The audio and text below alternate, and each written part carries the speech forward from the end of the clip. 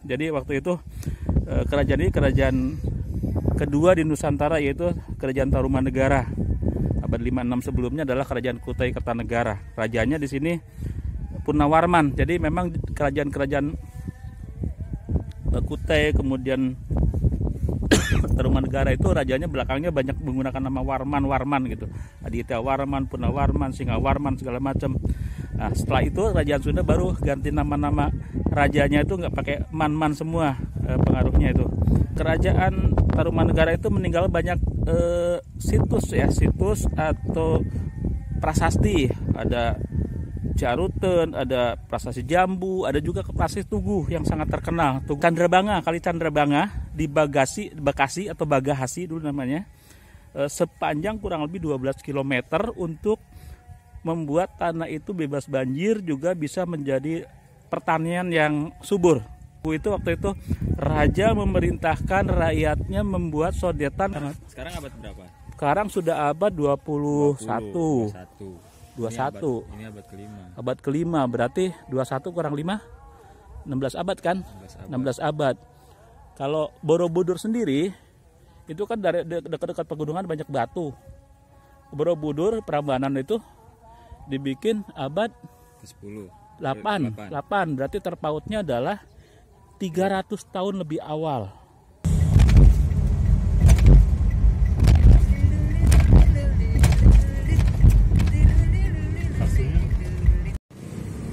Ya, selamat pagi. Kembali lagi di channel Joko Langen. Ya, sekarang posisi ada di gerbang tol Gabus. Gerbang tol Gabus ini adalah salah satu gerbang tol antara tol dari Cibitung ke Cilincing. Ya. Gerbang tol ini relatif baru, belum dibuka 1 tahun. Ya.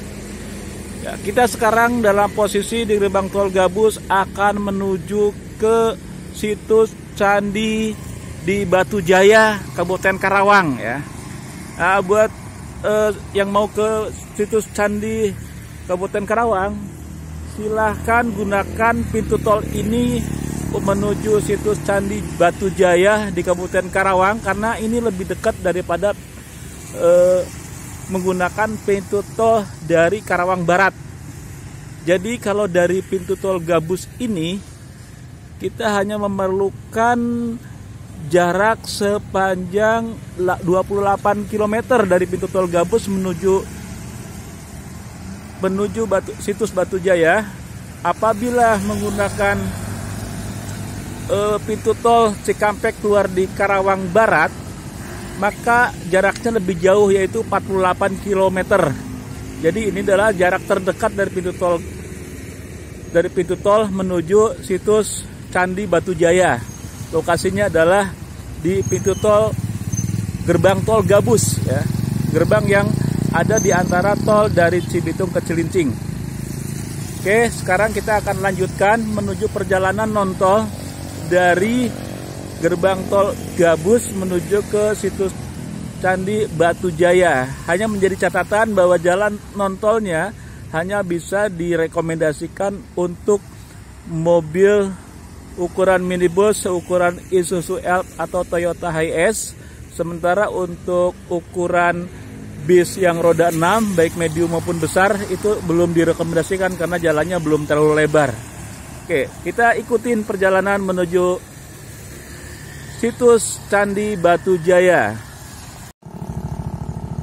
Nah, ini adalah jalan menuju Candi Jiwa. Jalannya kualitas seperti ini, aspal tapi retak-retak, kualitas masih bagus tapi sudah retak-retak. Ini setelah keluar jalan tol, ya. Setelah jalan tol masih di kawasan Gabus Tambun Utara.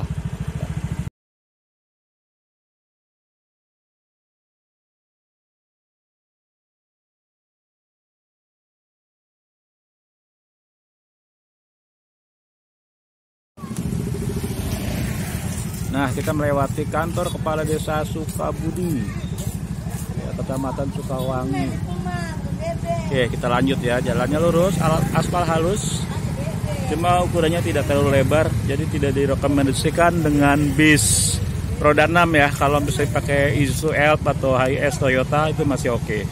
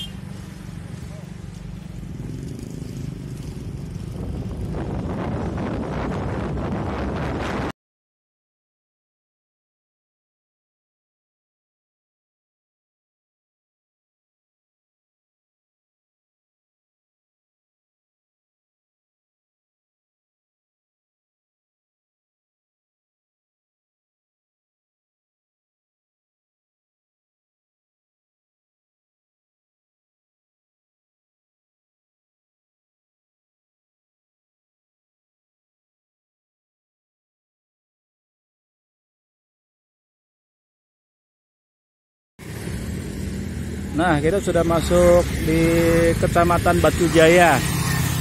Ya, berarti ini tinggal masih lurus. Nah, sekarang nih kita sudah masuk Kecamatan Batu Jaya, sudah wilayah Kabupaten Karawang. Nah, kita lurus terus ya. Kita lanjut lagi sampai ke Candi.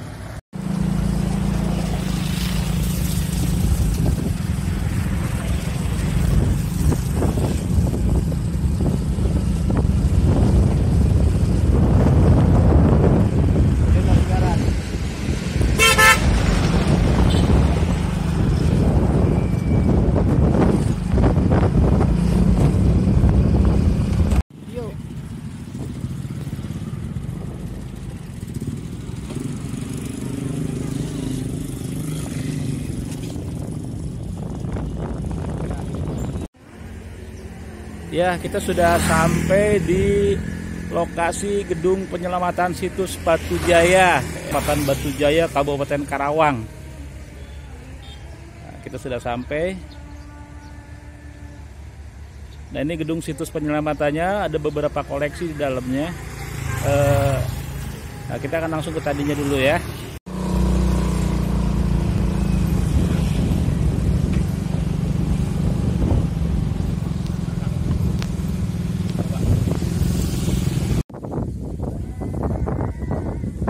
Jaga masuk Candi Batu Jaya, Candi Jiwa. Oh, isi daftar pengunjung, dikasih donasi. Ini desa Batu Jaya. Desanya Segaran, Kecamatan. Oh, sekarang masuk desa Segaran ya. Koleksi desa Segaran Batu Jaya. Oke, makasih ya. Sana belum dibuka. Museum ya? Iya. Belum. Berapa bukanya? Kita jalan lewat jalan warga. Oh, biasanya buka jam 8 ya? Tadi belum buka museumnya, nanti kita masuk museum belakang. Kalau sini lihat belakang. Iya ya, makasih. Nah, ini jalannya jalan warga di sini nih. Oh, berarti ini toilet segala macam dikelola warga ya? Iya. Oke deh. Halus jalannya. Lokasi itu Damar, bagian dari Candi Jiwa nih. Ini yang lebih kecil, cuma keadaannya terbuat dari batu bata merah, cuma sudah rata. Jadi itu udah sulit dikenali bentuknya kalau secara kasat mata. Mungkin ya, hanya ahli-ahli yang bisa menafsirkan bentuk asalnya seperti apa. Nah, ini dikelola oleh Direktorat Jenderal Kebudayaan Balai Pelestarian Cagar Budaya Banten. Wilayah kerjanya Provinsi Banten, Jawa Barat, DKI, dan Lampung. Oh, jadi satu wilayah itu membawahi Provinsi Banten, Jawa Barat, DKI, dan Lampung. Nah, ini Candi Jiwa nih. Candi Jiwa bentuknya kurang lebih nih sekitar 15 meter kali 15 meter nih. Berbentuk persegi. Ya. Atasnya mirip-mirip stupa ya di atasnya. Terbuat dari batu bata merah. Nah, ini ketinggiannya di bawah permukaan tanah sekarang. Ya. Lokasinya di antara pesawahan. Nah, pesawahan sekitar sini ya. Ini lokasinya. Nah, ini dilarang turun karena ini bagian situs purbakala yang harus dilestarikan. Nah, suasananya batu batanya merah-merah gede ya. Cakep.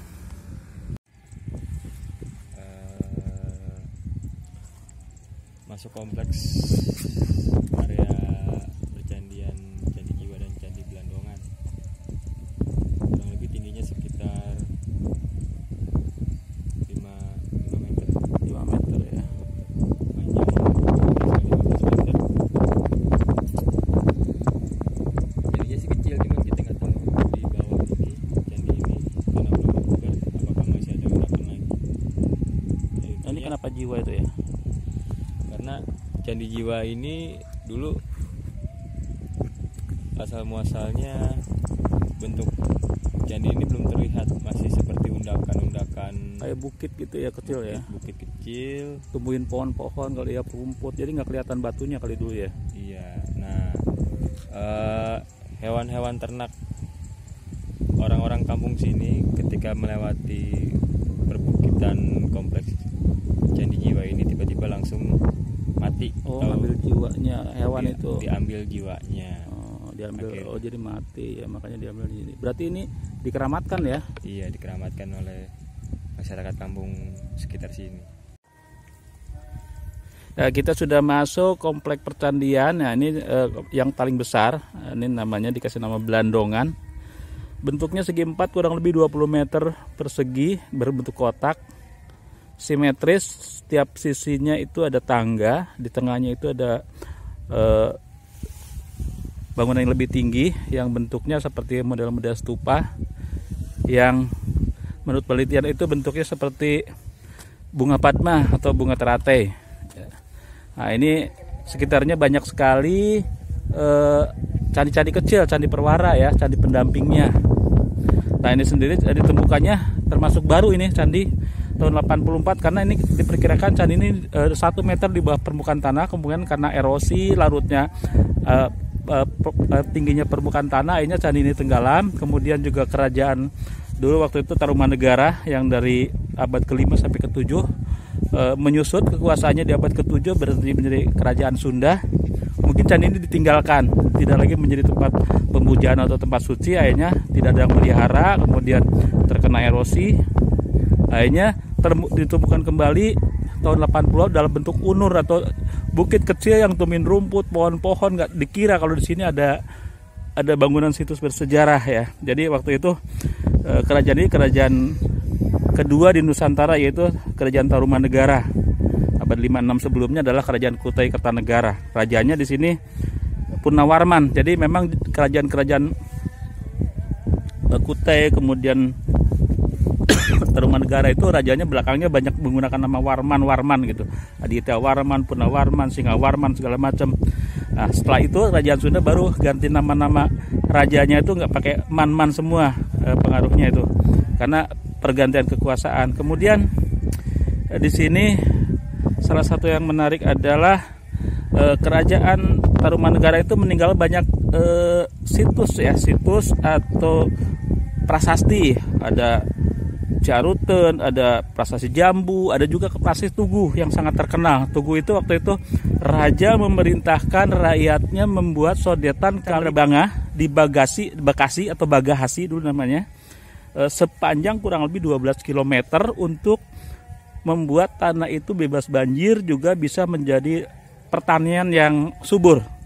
Jadi warga itu dengan sukacita mengerjakan perintah raja sepanjang sodetan 12 km kali Bangah. Kemudian akhirnya sukses, kemudian membuat prasasti raja. Prasastinya kurang lebih mengisyaratkan bahwa hasilnya adalah kemakmuran dan menghadiahkan kepada warganya itu 1000 ekor lembu ya sebagai hadiah. Jadi sangat mewah sekali, rajanya kaya raya sekali zaman itu, bisa mengadakan sampai ribuan ekor lembu, 1000 ekor lembu dalam prasasti itu. Nah, kalau mau dipelajari lagi prasasti itu, koleksinya ada di Museum Sejarah Jakarta yang terkenal dengan Museum Fathahillah.